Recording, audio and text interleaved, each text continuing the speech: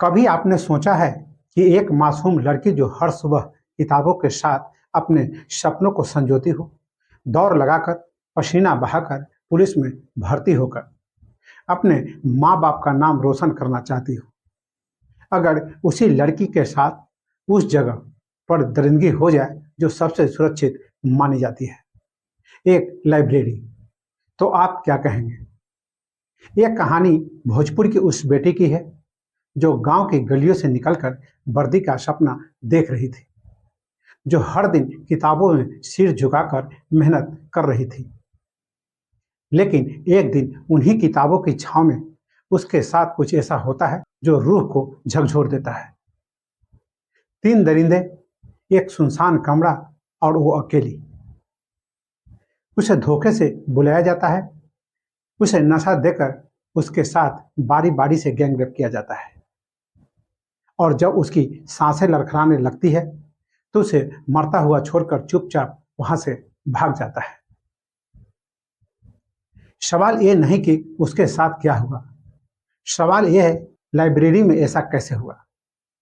सवाल यह है परिजन चुप क्यों रहे, और सबसे बड़ा सवाल, अगर समय रहते एफआईआर दर्ज हो जाती तो क्या वो जिंदा होती?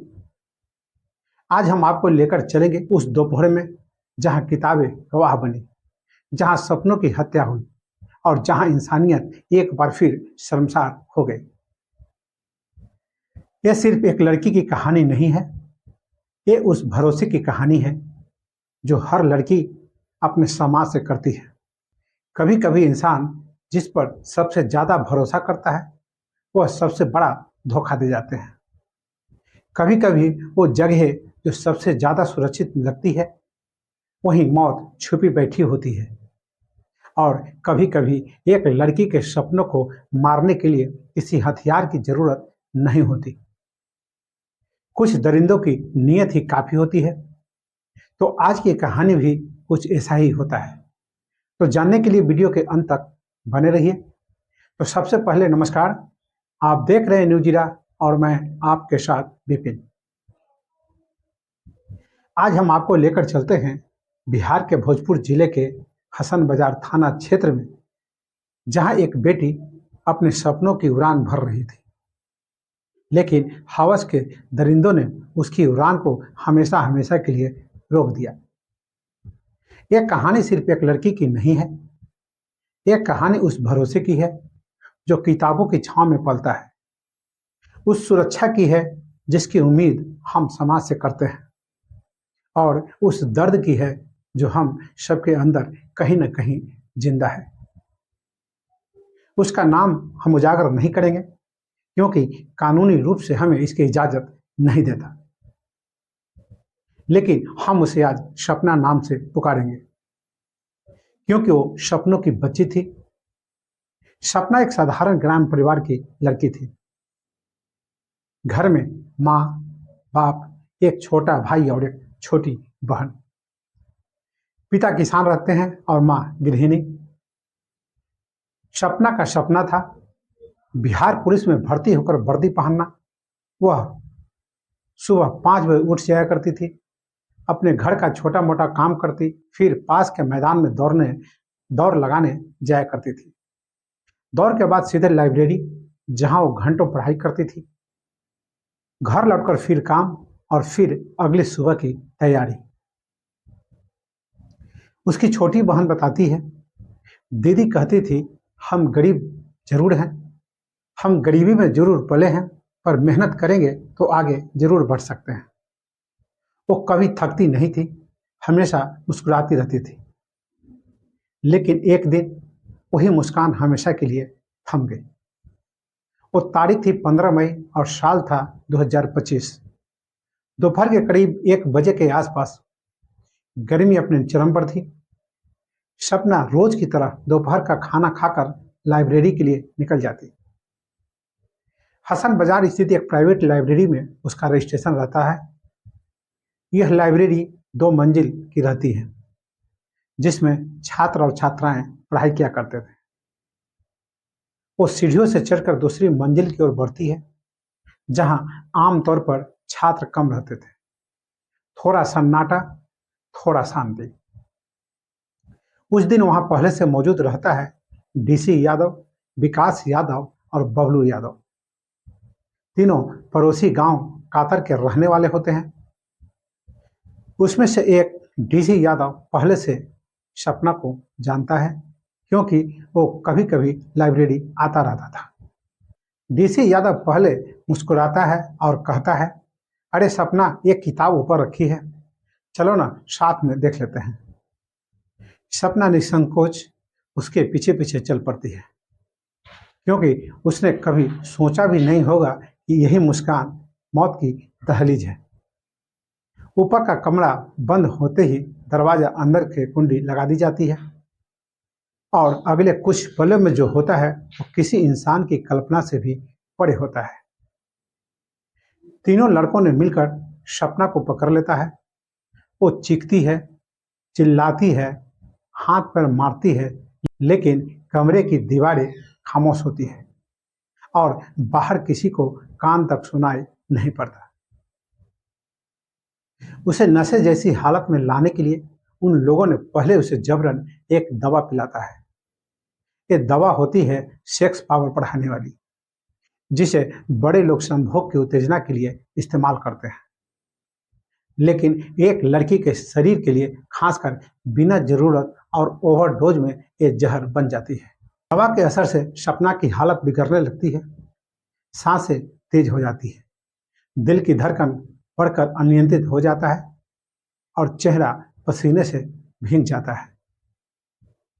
लेकिन उन लोगों को इसे कोई फर्क नहीं पड़ता, क्योंकि उसकी आंखों में सिर्फ बहसीपन सवार होता है और तीनों बारी बारी से उसके साथ गैंग रेप कर डालता है। रेप के बाद जब उसकी हालत और बिगड़ने लगती है, तब जाकर लड़कों के होश उड़ने लगते हैं, क्योंकि अब सपना बेसुध हो चुकी होती और हिल भी नहीं पा रही होती है। उसकी आंखें उलटने लगती है, सांसें टूटने जैसी हो जाती है। तब उन लोगों ने सोचा, अब ये मरेगी और हम पकड़े जाएंगे। ये डर से तीनों उसे वहीं छोड़कर नीचे उतर आता है और चुपचाप वहां से भाग जाता है। कुछ समय बाद सपना के परिजन उसे लेने पहुंचते हैं, क्योंकि वो हर दिन 5 बजे घर वापस लौट आती थी, लेकिन इस दिनों नहीं लौटी थी। लाइब्रेरी पहुंचकर जब वो ऊपर की ओर जाते हैं, तो देखते हैं कि सपना जमीन पर गिरी पड़ी रहती है। उसके कपड़े अस्त व्यस्त रहते हैं, चेहरा पीला पड़ चुका होता है और शरीर में कोई हरकत नहीं दिखती है। सपना को इसी स्थिति में देख परिजन घबरा से जाते हैं। उसे तुरंत गोद में उठाते हैं और सीधे पास के मेडिकल स्टोर के पास ले जाते हैं। दुकानदार हालत देकर कहता है, ये मामला रेप केस का है, इसे तुरंत अस्पताल ले जाइए। परिजन उसे पीरो अस्पताल की ओर लेकर तुरंत भागते हैं, लेकिन जब तक ये लोग अस्पताल पहुंचते, सपना रास्ते में ही अपना दम तोड़ देती है।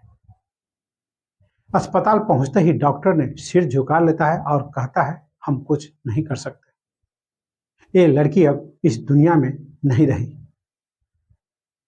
अब जो हुआ उसने समाज के सबसे काले चेहरे को सामने ला दिया। सपना की मौत के बाद परिवार को डर सताने लगता है। अब लोग क्या कहेंगे? कौन बेटी से शादी करेगा? पुलिस केस करेंगे तो हमें बदनामी होगी, और फिर बिना किसी एफआईआर, बिना पोस्टमार्टम उन्होंने अपनी बेटी का अंतिम संस्कार कर डालते हैं। उस राख के साथ न्याय की चिंगारी को भी बुझा दी जाती है। कुछ दिन बीत जाने के बाद पुलिस को एक गुप्त सूचना मिलती है और पुलिस तुरंत हरकत में आ जाती है। इस केस में सबसे पहले पकड़ा जाता है डीसी यादव।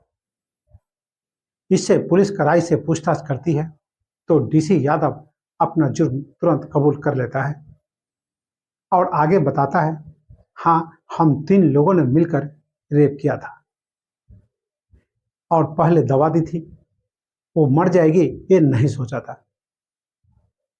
अब पुलिस विकास यादव और बबलू यादव की तलाश में जुट जाती है। साथ ही लाइब्रेरी संचालन की भूमिका पर भी जांच चल रही है। कि क्या वो सब जानता था? क्या उसे शक हुआ? क्या उसने अनदेखा किया? इस पर सपना की छोटी बहन कहती है, मेरी दीदी के सपनों को उन्होंने जला दिया। हम बस यही चाहते हैं कि उन दरिंदों को फांसी की सजा मिले, ताकि किसी और की दीदी जान यूं न जाए। एक लड़की जो वर्दी पहनकर कानून की रखवाली करना चाहती थी, उसे वही समाज निगल गया जिसकी सुरक्षा के लिए वो दिन रात मेहनत कर रही थी।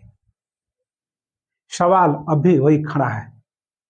अगर परिवार ने लोक लाज से ऊपर उठकर हिम्मत दिखाई होती, अगर वक्त रहते पुलिस को सूचना मिलती, तो शायद आज वो लड़की जिंदा होती।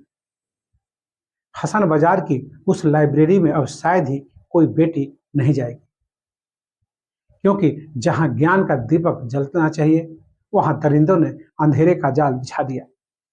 लेकिन ये घटना सिर्फ भोजपुर की नहीं है, ये पूरे समाज की चेतावनी है कि बेटियों को अकेले छोड़ देने वाला हर कोना उसके लिए खतरा बन सकता है, चाहे वो घर हो, स्कूल हो या फिर लाइब्रेरी। डीसी यादव गिरफ्तार है, उसके 2 साथी अब भी फरार हैं। पुलिस की जांच जारी है, लेकिन जिस परिवार की उम्मीदें राख बन चुकी है, उसके लिए अब कोई इंसाफ भी अधूरा रहेगा। और हम सबके लिए एक सबक कि अगर समाज में चुप्पी जारी रही, तो अगली खबर किसी और की बेटी की होगी और अगली चीख किसी और माँ के दिल से निकलेगी।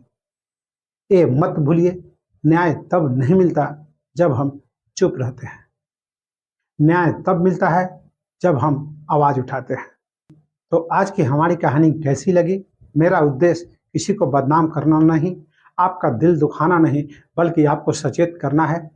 हमसे जुड़े रहिए, सवाल पूछते रहिए और सच के साथ खड़े रहिए। अगली कहानी में फिर मिलेंगे, एक और सच, एक और दर्द के साथ। और आपने अभी तक इस चैनल को सब्सक्राइब और फॉलो नहीं किए हैं, तो अवश्य कर लें। साथ ही अपना सुझाव कमेंट बॉक्स में देना ना भूलें। नमस्कार, जय हिंद, शुभ रात्रि।